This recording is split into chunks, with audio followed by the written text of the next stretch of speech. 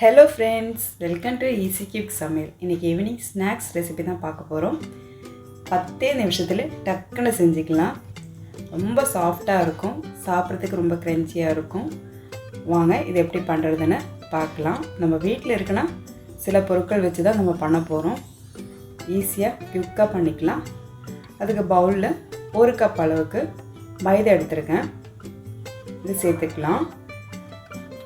1/2 cup அளவுக்கு கடலை மாவு அதுவும் சேர்த்துக்கலாம். நம்ம ஒரு 1/4 கப் அளவுக்கு அரிசி மாவு எடுத்துக்கலாம்.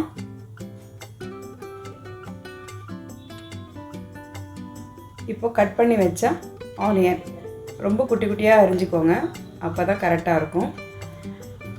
இப்போ அதுவும் அதில் சேர்த்து 2 பச்சை மிளகாய் குட்டி குட்டியாக அரிஞ்சது அதுவும் இதில் சேர்த்துக்கலாம்.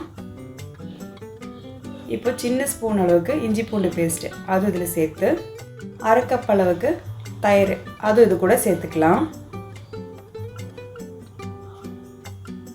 இப்போது நறுக்கி வச்ச கொத்தமல்லி கருவேப்பிலை அதுவும் இதில் சேர்த்துக்கலாம். 1/2 ஸ்பூன் அளவுக்கு உப்பு எடுத்துருக்கேன், அது தேவையை பொறுத்து நீங்கள் எடுத்துக்கோங்க. 1/4 டீஸ்பூன் அளவுக்கு மஞ்சத்தூள், 2 டேபிள் ஸ்பூன் அளவுக்கு மிளகாய்த்தூள், கொஞ்சோண்டு பேக்கிங் சோடா இது சேர்த்து நல்லா கையால் மிக்ஸ் பண்ணி எடுத்துக்கலாம். இப்போது கொஞ்சம் கொஞ்சமாக நம்ம தண்ணி சேர்த்துக்கலாம்.